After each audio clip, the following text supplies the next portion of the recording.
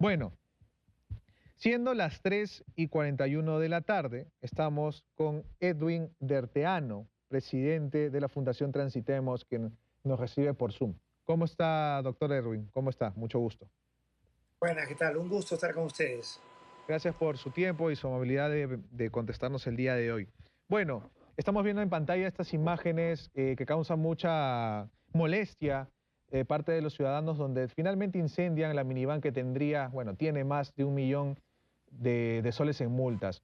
La primera pregunta que tengo que hacerle es, tenemos un sistema de transporte, creo, deficiente, no sé si coincidimos en esto, pero ¿cómo es que la gente prefiere tomar un colectivo que tomar uno de estos transportes públicos que finalmente hacen el mismo servicio? ¿Cómo es su perspectiva al respecto? Mira, todas estas cosas que se ven son consecuencia de haber abandonado el transporte terrestre hace muchas décadas, ¿no? Lima, en todos los estudios que se han hecho, requeriría, digamos, 18.000 buses, entre buses articulados y buses alimentadores, y digamos 80.000 taxis, que es lo que tiene una ciudad como Buenos Aires, que es más grande. En vez de eso, tenemos 31.000 unidades, en su mayoría chicas, ¿no? Una involución que no ha parado del bus al microbús, a la coaster, a la combi, a la microcombi, al colectivo y al taxi. En vez de tener los 80.000 taxis, tenemos 250.000 taxis. Entonces, en vez de atender la demanda de transporte de los 12 o 13 millones de habitantes que tiene Lima, con la menor cantidad de vehículos grandes que se muevan, como se movían hasta finales de los años 60, ¿no es cierto? Con paraderos, y que tú sabías que tal línea los buses pasaban cada 5 minutos, cada 7 minutos, dependiendo un poco de la ruta, ¿no? Hemos llegado a este sistema donde el tráfico ya no se mueve por el exceso de vehículos chicos que crean una congestión que los suicida, que no se pueden mover, ¿no? Entonces, ¿cuánto representa el metropolitano, que era un poco el futuro del transporte, y cuánto el tren eléctrico, que ya viene funcionando, ¿no es cierto? Ambos representan solo el 7% de la total de transporte de Lima. Vale decir que el 93% restante se mueve en esta ensalada de vehículos pequeños, ¿no es cierto? Ujú. Y ha incluso aparecido una nueva modalidad, que son las motos lineales llevando un pasajero atrás, Sí. porque ya al no moverse el tráfico de vehículos de 4 ruedas o más, queda pues la moto lineal, que es un poco más ágil en el tráfico, que hasta y no culposamente se meten hasta en las veredas para seguir circulando, ¿no es cierto? Entonces, mientras no se ponga el orden a este desorden y no se le dé el norte, que es irnos hacia buses articulados, con sus buses alimentadores, con paraderos, y capturar a todos los vehículos informales o ilegales, porque no son solamente informales, son ilegales, que están prestando este servicio de transporte de manera pues, peligrosa, con todo lo que has comentado, ¿no es cierto? Entonces, se Ujú. requiere poner mano dura. De lo contrario, las cosas van a seguir como están. Ujú. Pero, sin embargo, hemos visto, a ver, yo que paro por la avenida Arequipa, para Avenida del Canal, los colectivos que van toda la Arequipa siguen ahí. La ATU sigue haciendo coordinaciones en las esquinas principales por el Rizo, en Aramburú, hacen sus maniobras para poder intervenir a los colectiveros, algunos. Algunos hasta los dejan pasar porque hay uno solito en una esquina, ponen el cono, lo único que pasan es poner el cono y pasan por la derecha y los miran nada más, los ven pasar sabiendo que están haciendo colectivo. Es, ¿qué función tendría que tener más, no sé, o trabajar conjuntamente, transversalmente con quién, la ATU, para poder mejorar las intervenciones, para poder mejorar paso a paso esta situación que aqueja toda nuestra ciudad? Claro, la ATU se hizo porque cuando dos ciudades conurban, que se traslapa una con la otra porque han crecido, que fue el caso del Callao, y habían dos autoridades que administraban el transporte de Lima y Callao. El Callao autorizaba buses que entraban a Lima, y Lima también autorizaba buses que entraban a Callao, y también estaba Guaruchirí. Ante esta tricefalía se determinó hacer la ATU, que se hace una autoridad única de transporte en Lima, como se hace en otras ciudades, ¿no? Y se hizo con dos representantes del Ministerio de Transportes, tres representantes de la Municipalidad de Lima, un representante de la Municipalidad del Callao, uno del Ministerio de Economía y uno del Ministerio de Vivienda. O sea, en la ATU están todos los que deberían estar para que tenga toda la potestad de poder trabajar, ¿no es cierto? Y debía tener un presidente directorio que debía durar cuando menos 5 años y sobrevivir de un gobierno a otro. Y debería tener un consejo consultivo formado por elementos de la sociedad civil que participaran justamente en darle a la ATU un norte. Acá no hay que inventar nada, el transporte está totalmente inventado. Es una actividad tremendamente técnica, ¿no? Donde obviamente cuanto más grande es el vehículo, el costo por pasajero es menor. Lo opuesto pasa, cuanto más pequeño es el vehículo, el costo por pasajero es mayor. Entonces, imagínate una ciudad como Lima, que tiene, en vez de 18.000 buses, tiene 31.000 entre busicitos y busetas, y tiene, en vez de 80.000 taxis, tiene 250.000. Imagínate la cantidad de gasolina adicional que se gasta en mover, digamos, a los 13 millones de habitantes que tiene Lima. O sea, están horas con el motor prendido y el carro apagado, generando además una tremenda contaminación. Y en esta actividad tan informal, compitiendo por el pasajero, cerrándose uno al otro y matando 10 personas al día. Entonces, nos sale caro por todos lados, en exceso de consumo de combustible, en exceso de contaminación, en exceso de accidentes y en exceso de tiempo de viaje.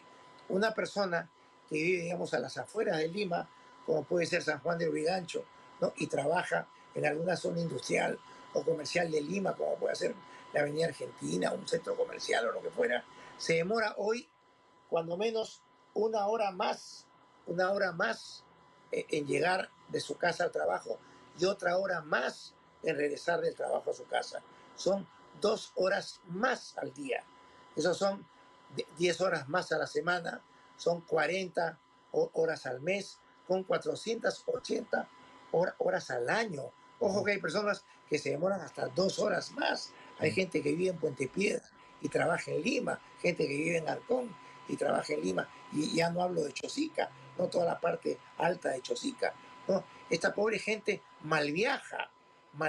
Y encima esta actividad que está tan saturada, con tal sobreexceso de oferta, es víctima ahora de los chantajes y de los sicariatos, cuando el pobre transportista, por su tremenda sobreoferta, a duras penas logra cubrir sus costos básicos. Lo que cobra no le alcanza para hacer el mantenimiento, para hacer las reparaciones, para renovar el vehículo cuando llega al final de su vida útil y para vivir, ya sea persona o empresa. O sea, ¿hasta dónde vamos a estirar este absurdo y condenar a Lima a que tenga el peor tránsito del continente?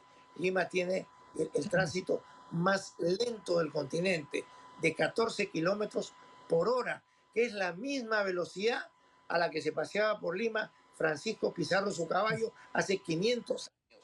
Y esos 14 kilómetros por hora no van a convertirse en 15, van a convertirse en 13.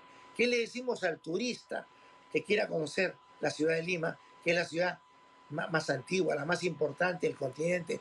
Nuestra Lima fue la capital de un virreinato que controló todo el continente, que tiene un pasado maravilloso, que tiene monumentos, que tiene museos, que tiene la mejor gastronomía, que ahora tiene un tremendo aeropuerto y dos tremendos puertos, porque hablamos mucho de Chancay y no nos hemos dado cuenta que el Callao también ha crecido. Entonces, si queremos potenciar el turismo y que Lima se convierta en un hub, ¿qué le estamos ofreciendo al empresario y al turista? El tráfico que tenemos, el tránsito que tenemos, la ciudad más congestionada y la ciudad contaminada debido a este absurdo transporte que tenemos, donde nadie gana, solo los sicarios ganan, solo los extorsionadores ganan, porque no tienen costo.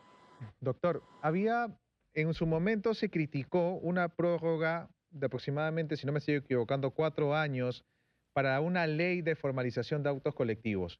Se hablaba que el Congreso era un poder que legislaba a favor de los colectivos informales. ¿Cómo va este trabajo ¿cómo ve usted, cómo observa las consecuencias tal vez de un poder del Estado de no querer tener la iniciativa o la intención de solucionar un problema tan latente? Bueno, no te olvides que somos de alguna forma el país de las prórrogas, donde nadie quiere poner en orden, nadie quiere poner las cosas en su verdadero sitio y poner mano dura. Y peor aún en un año electoral, donde todos estos gremios de transportistas informales o ilegales se acercan a algún congresista y le hacen un canto de sirenas, haciéndole creer que tienen un banco de votos tremendo y que van a poder ayudarlo en su reelección o en su elección. Y estos congresistas por votos están dispuestos pues a darles todo lo que le pidan estos diversos gremios informales que nos tienen condenados a vivir eternamente en informalidad y en un transporte peligroso, contaminante, lento, de lo peor, que desalienta tanto a inversionistas como a turistas, ¿no? A la hora que llegue un turista al aeropuerto y quiera conocer esta maravillosa ciudad con este pasado tan rico, con esta gastronomía reconocida a nivel mundial, y le diga, oiga, moverte del aeropuerto a tu hotel va a tomar hora y media, seguramente va a preferir quedarse en el aeropuerto, pasar Quedarse la en noche lugares en algún cercanos. hotel, Sí. continuar su viaje, ¿no? Sí, tal cual. Doctor, no quería irme sin despedir la entrevista, sin que me cuente su opinión sobre estas nuevas placas que se van a incorporar con un chip nuevo en las motos. A partir de supuestamente 17 de diciembre se va a hacer un proceso de cambio de placas para, en su mayoría, motos nuevas, ¿no? Supuestamente esta placa metálica va a ayudar un poco a la identificación y al mejor control de estas motos. ¿Qué piensa usted al respecto? Es una medida que podría funcionar, de hecho ya ha sido prorrogada hace Ahí unos años, también, creo que viene 2018. el transporte en general en el Perú lamentablemente está a la deriva hace muchos años, que realmente nadie lo maneja. Hemos tenido muchos ministros de carreteras, pero casi ningún ministro de transporte se han preocupado en infraestructura y han ido dejando a la deriva todo lo que circula encima de la pista, que es precisamente el transporte. Debido a este transporte público tan malo, tan caótico, la venta de motos en el Perú se viene disparando hace muchos años. A Ujú. manera de información, este año se van a vender 200.000 vehículos de 4 o más ruedas, autos, camionetas, buses, camiones, lo que fuera, y se van a vender 400.000 motos, el doble de motos que de autos, ¿no? Y las motos se dejaron al abandono, ¿no es cierto? Sí. Ya han empatado. En el Perú tenemos 3,5 millones de vehículos de 4 o más ruedas y también 3,5 millones de motocicletas. Pero como digo, se están vendiendo 200.000 motos más que autos. O sea, a final de este año vamos a tener, ¿no?, 3,700,000 motos y 3 millones, no, 500.000 autos. La placa de la moto era un absurdo, era una placa azul con letras negras chiquitas. Oye, ni un lince podía ver el número de la placa, ¿no es cierto? Entonces se ha optado por utilizar el mismo tipo de placa que utilizan los países del Mercosur, Chile, Ujú. Brasil, Argentina, Uruguay, que es una placa casi el doble de alto, más grande, ¿no?, un poquito más ancha, y que va a tener un fondo blanco con letras negras, mucho más visible que la placa actual. Y esa placa va a tener un chip electrónico, igual que la placa, la tercera placa que tienen los carros en su parabrisas, de tal Ujú. forma que se pueda leer por un mecanismo electrónico. Y también va a tener otro chip igual en el faro, que también va a poder leerse electrónicamente. Cuando la moto está viniendo, un lector electrónico capta este chip que va a estar en el faro y automáticamente sale lo que es la moto. O sea, moto marca tal, número de placa tal, color tal, propietario, toda la información que la policía necesite la van a tener ahí. Que es una medida muchísimo más útil e inteligente que estarle poniendo chalecos al pobre motociclista con Sí, el suena número de la mejor, placa. porque no estás Lógico. yendo contra la persona, sino estás yendo ya contra el vehículo, ¿no? Las personas nos identificamos con documentos, Ujú. los animales y los vehículos se identifican con un número. Además, ¿no? No se olviden que la primera víctima que se produce en un acto delictivo que se va a cometer en moto es al pobre propietario de la moto, que le roban la moto para cometer el delito. El Ujú. delincuente no va a asaltar ni matar, ¿no es cierto?, con la moto a su nombre, así le saque la placa, si por algún motivo lo tiene que abandonar en una persecución, con el número del chasis y el número de motor sale quién es el propietario. Entonces lo primero que hacen es robar una moto y con esa moto cometer el delito. Esa Entonces, sería la todas placa, las la medidas. nueva, nos puede ver en su retorno la pantalla, no sé si a la derecha tenemos la placa. Esa sería. Estás viendo la nueva placa, que es una placa bastante más grande que la actual, con fondo blanco y letras negras, ¿no es cierto? Es Ujú. mucho más legible y, como digo, va a tener en su estructura un chip que le llamamos, que puede ser leído a distancia electrónicamente, con un lector o un pórtico, ¿no? Ujú. Ahora, la persona que está cansada y que se cansó en su momento de hacer toda la gestión para comprarse el chaleco, ¿no? Para poder gastar su dinero en el chaleco, que esta medida, em, ¿cuánto podría costarle un cambio de placa? Porque también es una gestión, si no me equivoco. Bueno, esta placa, la Asociación Automotriz la propuso hace 8 años. Ujú. 8 años que ha dormido en el MTC esta placa y recién se activa. Miren cuánto tiempo perdido. Es un crimen, es un crimen. Como digo, no hemos tenido ministro de Transportes, solamente hemos tenido ministro de Carreteras. Acá tienes una muestra. En las microcombis y los colectivos tienes otra muestra, ¿no? En el puerto de Chancay, que no tiene carretera de acceso a la altura de su volumen, tienes otra muestra. Otra muestra. En el aeropuerto del Callao, que lo terminaron, ¿no? La empresa privada, el MTC no previó las vías y el puente de acceso. Eso te muestra cuán de espaldas a la realidad ha estado el Ministerio de Transportes en los últimos 20 o 30 años, ¿no? Sí, totalmente de acuerdo. Una última pregunta, doctor Edwin. Uno de las personas que nos está viendo nos dice que es una ilusión el transporte integrado, ¿no? Siempre se nos ha hecho ver este mapa que une todos los transportes en la capital, ¿no? Todos los transportes, sería el metro, el metropolitano, algunas carreteras. ¿Qué tan lejanos seguimos de este sueño que todo el mundo quiere? Hay que acelerarlos. Imagínate que el tren eléctrico que tenemos, ¿no? Que funciona muy bien, en la parte que está funcionando, se demoró 25 años en implementarse, ¿no? Ujú. Se arrancó en el primer gobierno de Alan y recién se terminó en el segundo. Se quedó en el aire todo este tiempo. En la segunda línea del metro es eterna, no tiene cuándo terminarse. Cuando tú vas a otro país y todas estas cosas se hacen en la enésima parte de tiempo que se hace en el Perú. Acá nuestros proyectos, el arreglar un puente, el arreglar una pista, son eternos, ¿no? ¿Hasta cuándo? ¿Hasta cuándo? Hemos tenido un país muy eficiente cuando el Ministerio de Transporte se llamaba el Ministerio de Fomento y Obras Públicas. Nuestros ingenieros expertos en carreteras y en puentes eran reconocidos a nivel mundial. Fueron los que hicieron, ¿no?, la red inicial de carreteras que tenemos, que sigue sirviendo hasta ahora. Hemos involucionado el transporte, no para de involucionar. Entonces, si tú le preguntas a una persona que hoy utiliza el tren eléctrico o el metropolitano, ¿no? Porque tiene la suerte que esté en su ruta de la casa Sí. al trabajo, lo que fuera, y le preguntas cuánto te demorabas antes cuando tenías que tomar 2 o 3 combis, sería un loco para decir que no es mejor el tren Mm. eléctrico o el No, sí, metropolitano, ¿no? sí, de todas Entonces, a maneras medida, es mejor, pero vamos como sardinas. Ese es el problema en el claro, metro, porque ¿no?